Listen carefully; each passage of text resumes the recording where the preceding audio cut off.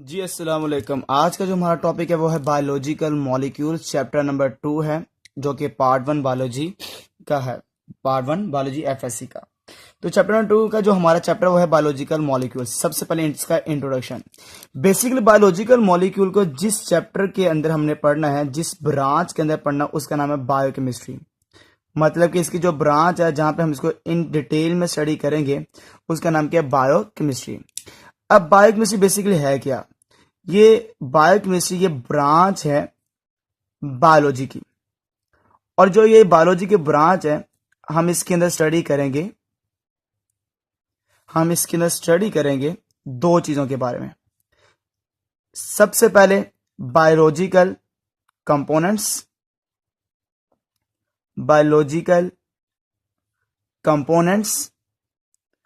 और इसके साथ साथ एंड केमिकल प्रोसेस। हम यहाँ पे दो चीजों के बारे में स्टडी करेंगे इन डिटेल के अंदर। एक बायोलॉजिकल कंपोनेंट्स और एक है केमिकल प्रोसेस। जो आपको नजर आएंगे, तीसरी शर्त, जो आपको ये दोनों चीजें नजर आएंगी which are taking place within the living organism. तो ये दोनों जो चीजें आपने देखनी है, ये आपने जिंदा जानदार के अंदर स्टडी करनी है। तो आप ऐसी ब्रांच का नाम दे देंगे, दे आर कॉल्ड बायोकेमिस्ट्री। तो बायोकेमिस्ट्री की सबसे बड़ी पहचान, एक ऐसी ब्रांच जिसके अंदर हम दो चीजों के बारे में स्टडी करेंगे। पहली चीज बायोलॉजिकल कंपोनेंट्स और दूसरी चीज chemical process.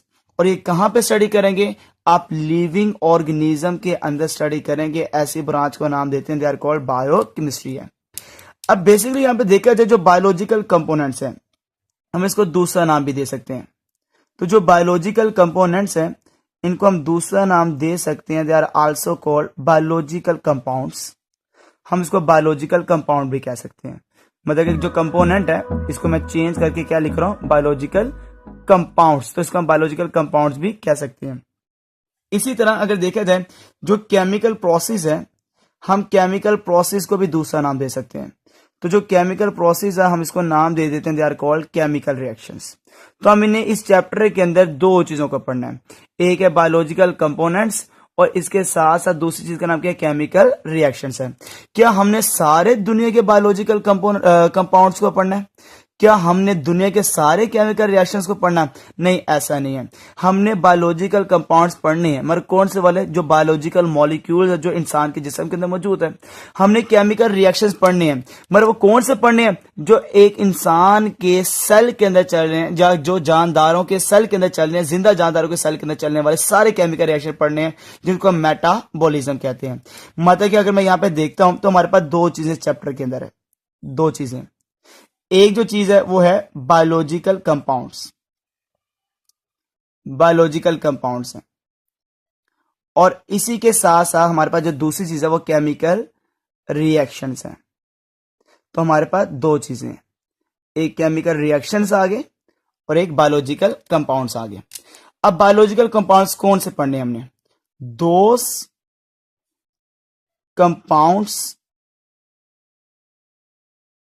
Which are present, जो आपको नजर आते हैं, विच आर प्रेजेंट कहां पे नजर आएंगे? शर्त मैंने आपको बता दी है, which are present within the living organism, within the living organism. जो जिंदा जानदार के अंदर मौजूद हैं उनके बारे में पढ़ना। और इनको दूसरा नाम देते हैं, दे आर आल्सो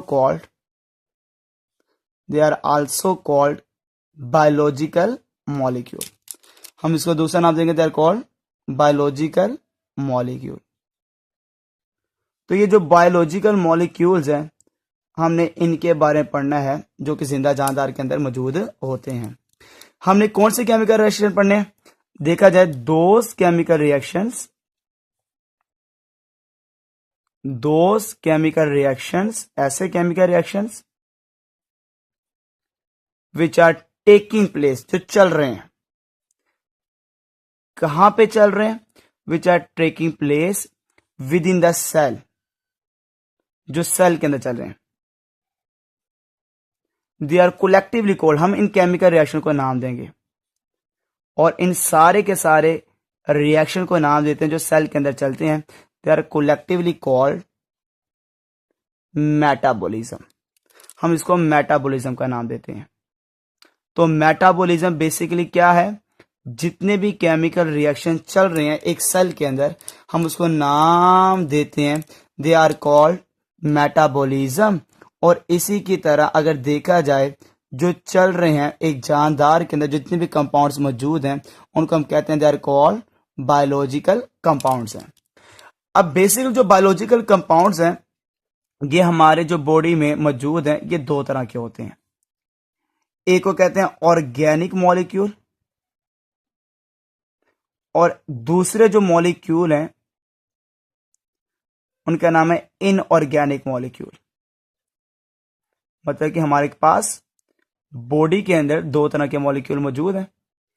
एक को हम नाम देते हैं ऑर्गेनिक मॉलिक्यूल्स और एक को नाम देते हैं they are called inorganic molecule का नाम दिया जाता है। ऑर्गेनिक मॉलिक्यूल्स कौन से होते हैं, अगर देखा जाए दोज मॉलिक्यूल्स, ऐसे मॉलिक्यूल्स जिनके अंदर आपको नजर आती हैं दो चीजें, दोज मॉलिक्यूल्स इन विच दो चीजें नजर आएंगी, carbon and hydrogen both are को एग्जिस्टेड। दोनों क्या होंगे, इकट्ठे मौजूद होंगे।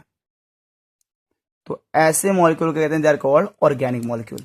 मतलब कि जिसके अंदर कार्बन और हाइड्रोजन दोनों क्या हैं, को एग्जिस्टेड है, दे आर कॉल्ड ऑर्गेनिक मॉलिक्यूल।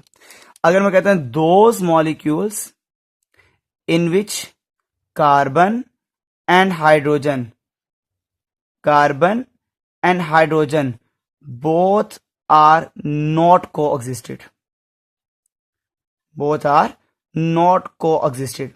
अगर ये दोनों नहीं मौजूद तो हम उसको नाम दे देंगे they are called inorganic molecule. अगर ये को एग्जिस्टेड है दे आर कॉल्ड ऑर्गेनिक मॉलिक्यूल। अब जो ऑर्गेनिक मॉलिक्यूल है इसकी हमारे पास देखी जाए तो इसकी हमारे पास काफी सारे एग्जाम्पल जो हमने इस चैप्टर में पढ़नी है।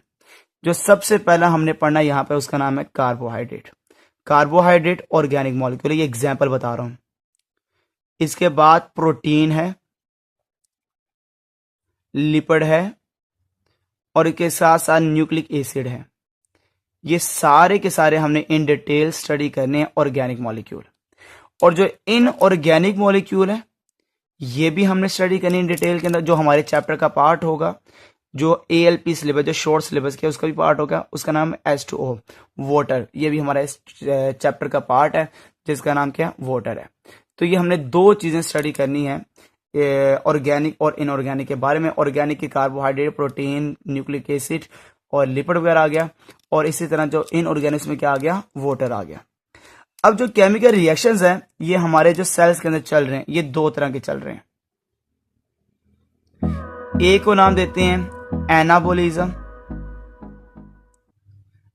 और एक को नाम देते हैं कैटाबोलिज्म। कैटाबोलिज्म, दो तरह के रिएक्शन हमारे सेल के अंदर चल रहे हैं। एनाबोलिज्म में क्या होता है, एनाबोलिज्म में सिंपल मॉलिक्यूल्स को जोड़ा जाएगा और सिंपल मॉलिक्यूल्स को जोड़ने के बाद आप कॉम्प्लेक्स मॉलिक्यूल को बनाएंगे। मतलब सिंपल को जोड़ के कॉम्प्लेक्स मॉलिक्यूल को बनाना, ये जो आपके पास रिएक्शन है उसका नाम है दे आर कॉल्ड एनाबोलिज्म। कैटाबोलिज्म में क्या होगा, आपने कॉम्प्लेक्स मॉलिक्यूल को तोड़ना है और कॉम्प्लेक्स मॉलिक्यूल को तोड़ने के बाद छोटे छोटे सिंपल मॉलिक्यूल को बनाना है, सिंपल मॉलिक्यूल को बनाना होगा। तो जिसमें सिंपल मॉलिक्यूल्स को बनाना है, कॉम्प्लेक्स को तोड़कर, हम ऐसे रिएक्शन को कहते हैं दे आर कॉल्ड कैटाबोलिज्म।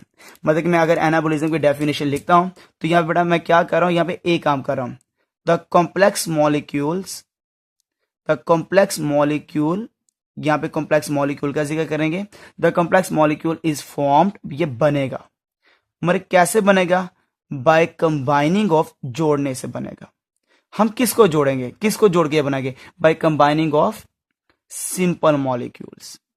तो जो सिंपल मॉलिक्यूल्स हैं इसको जोड़ने के बाद जो हम कॉम्प्लेक्स मॉलिक्यूल को बनाते हैं इसको हम नाम देते हैं दे आर कॉल्ड एनाबोलिज्म है, दे आर कॉल्ड एनाबोलिज्म है। सातवां रिएक्शन में क्या करेंगे, हम एक ही काम करेंगे, द सिंपल मॉलिक्यूल्स, हम सिंपल मॉलिक्यूल्स को बनाएंगे। The simple molecules are formed, ये बनते हैं, मगर कैसे बनेंगे? बाय ब्रेकिंग ऑफ, तोड़ने से बनेंगे। किसको तोड़ने से बनेगा? By breaking of complex molecule. तो जहां पे कॉम्प्लेक्स मॉलिक्यूल को तोड़ा जा रहा है और छोटे मॉलिक्यूल्स को बनाया जा रहा है, हम उसको नाम देते हैं, दे आर कॉल्ड कैटाबोलिज्म। और जिसमें कॉम्प्लेक्स मॉलिक्यूल को बनाया जा रहा है छोटे मॉलिक्यूल को जोड़ के, दे आर कॉल्ड एनाबोलिज्म है। अब बेसिकली जो कैटाबोलिज्म और एनाबोलिज्म है, इन दोनों रिएक्शन में मेजर जो फर्क आता है, जो एनाबोलिज्म है इसमें बड़ा मॉलिक्यूल बनता है, एनर्जी की जरूरत है, तो यहां पे यूज ऑफ एनर्जी होगी, यहां पे एनर्जी इस्तेमाल होती है। और जो कैटाबोलिज्म है, यहां पे बड़ा मॉलिक्यूल टूट कर छोटा बन रहा है, तो जितनी एनर्जी इस्तेमाल हुई थी बड़े बनाने के लिए, वो एनर्जी अब निकलेगी, और यहां पे क्या होगा? रिलीज ऑफ एनर्जी होगी। तो यहां पे एनर्जी आपको निकलती हुई नजर आएगी, तो यहां पे रिलीज ऑफ एनर्जी होगी। अब जो एनाबोलिज्म, इसकी अगर एग्जांपल दी जाए तो इसका नाम है फोटोसिंथेसिस। ग्लूकोज एक बड़ा मॉलिक्यूल है, कॉम्प्लेक्स मॉलिक्यूल है, उसका बनना फोटोसिंथेसिस में होता है, दे आर कॉल्ड एनाबोलिज्म है। और यहां पे अगर एग्जांपल दी जाए तो रेस्पिरेशन, कार्बन डाइऑक्साइड का बनना, वाटर का बनना, तो ये कौन सा होगा? रेस्पिरेशन। जो आपके पास है वो कैटाबोलिज्म है। अगर मैं सिंपल से बता चलूं, फॉर एग्जांपल ये आपके पास 6 मॉलिक्यूल कार्बन डाइऑक्साइड के, 6 मॉलिक्यूल्स वाटर के आपस में रिएक्शन करते हैं, तो क्या बनता है? C6H12O6 plus 6O2। अब यहां पे देखा जाए तो ये एनर्जी को इस्तेमाल करके ये रिएक्शन चलेगा। लाइट आती है, ये दोनों रिएक्शन करते हैं, ये मिल जाते हैं। अब ये जो आपके पास कार्बन डाइऑक्साइड और वाटर है, बेसिकली क्या है? सिंपल मॉलिक्यूल्स हैं, ये सिंपल मॉलिक्यूल्स हैं। और ये जो ग्लूकोज है, ये कॉम्प्लेक्स मॉलिक्यूल है, कॉम्प्लेक्स मॉलिक्यूल है। अगर मैं सिंपल से कॉम्प्लेक्स की तरफ जाता हूं तो दे आर कॉल्ड एनाबोलिज्म, ये एनाबोलिज्म है। सिंपल से मैं गया कॉम्प्लेक्स की तरफ। अगर मैं कॉम्प्लेक्स से वापस जाता हूं सिंपल की तरफ, तो हम इसको नाम दे देंगे, they are called catabolism, catabolism. तो सिंपल मैंने आपको बता दिया कि सिंपल से कॉम्प्लेक्स की तरफ एनाबोलिज्म, कॉम्प्लेक्स से सिंपल की तरफ कैटाबोलिज्म। अब जो एनाबोलिज्म है, यहां से यहां पे जाना है, ये जो रिएक्शन चल रहा है, ये एनाबोलिज्म, ये क्या रिएक्शन है? ये है एनाबोलिज्म जो मैंने करवाया, ये फोटोसिंथेसिस है, ये फोटोसिंथेसिस है।